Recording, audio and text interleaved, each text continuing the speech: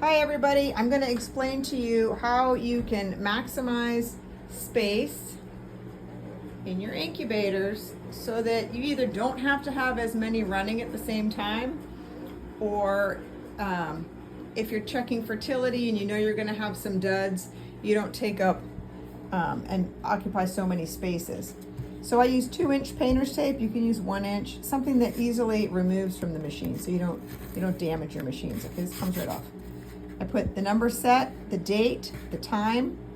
I write down 7 days later, anywhere between 5 and 10 for a candling date, a lockdown date, and a hatch date. That's what those initials mean. Over here indicates the color pen that I pulled the egg from. So there's 8 red calico were set, 2 hamburglar eggs, 10 initially from the Blue Splash chocolate pen, 5 chocolate, 5 black, 4 from Blue Splash pen 2, which is where my naked neck rooster is. So figure 2 is for NN, naked neck. 1 paint egg. Apparently Tucker's egg did not develop and the 2 Dexter eggs did not develop. The 2 Oliver eggs, I must have put a question mark because I'm not sure yet on those. So at lockdown, those might be duds. So if I pull any out, I'll annotate the new number in case someone's like, hey, when are you expecting more of this color? I can give them a guesstimate. And then I change the number. So there was 35 eggs in here until the 22nd. I pulled all the eggs that I had because I like to load them within 7 days, ideally. And I added 6 red calico eggs. But how am I going to tell in the machine when they all have letters and numbers written all over them? The number on the egg is the day I pulled it out of the pen, which is every single day. Every single day I pull the eggs. I do not leave them in there unless I have a broody hen. See this RC with the black swirl on it?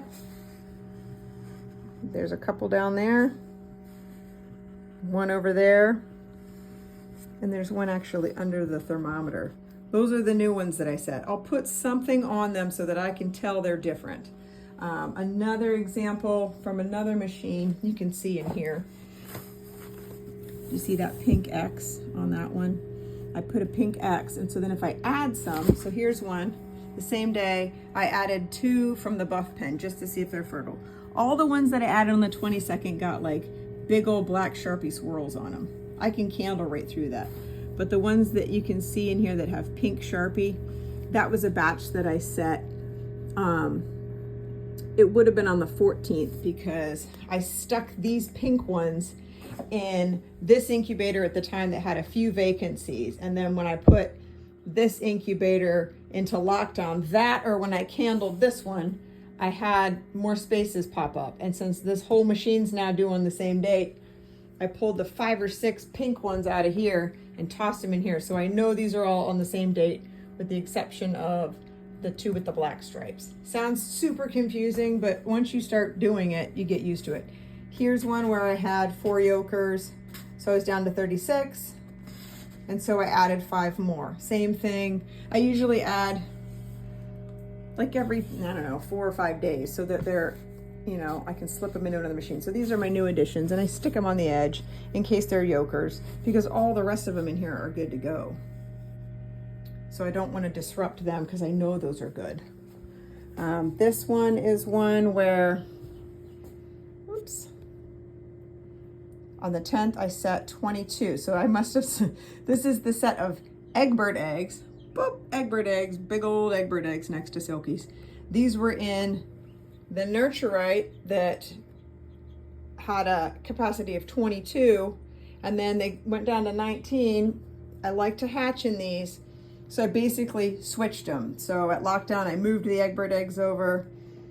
I added 23 Silky eggs. So I'm like, that's my only stash over there left. And those are not full. I probably have maybe a total of 18 eggs that I'll load because I just picked up 2 new incubators and I need to test them out. And I'm a lunatic, so that's what we do. But this is the one that's currently hatching. So if you switch incubators, you got to move your stickers. And this one, I noticed that this side pipped and started hatching first, so I just stuck a little piece of regular, what is this, masking tape, and just made a note on here. So if there's like an egg from a certain pen, then I'm like, please, I want this one for sure to hatch, just in case on the rare off chance there's a hot spot. I'm gonna put my favorites over here from now on in this machine, because I know that like a boatload of hatch from over here, but we've got radio silence on the left side. That or some lazy white eggs that just are, they're pipped, they're just thinking about it. And in the back here, I got nada going on. So I'm gonna put my favorites in the spots that I know are good. They usually hatch just maybe like the next day. So that's my system. And then when they hatch, I'll scratch this number out. So I set 29 in here at lockdown. I'll write down how many hatch. And then once they hatch and I move them down here to the brooder, I take my tape off the machine and I stick it right here on the wall, so that when people ask me, oh, well, when did these hatch? I'll either take this piece of tape and have it right on the bin if I'm not sure. But usually I have like lots of pieces of tape up here if I have certain colors or I'm not sure. But once that entire hatch is no longer at my house, I take it down and throw it away, so there's no confusion on hatch dates. But I try to be as organized as I can with my little roll of painter's tape.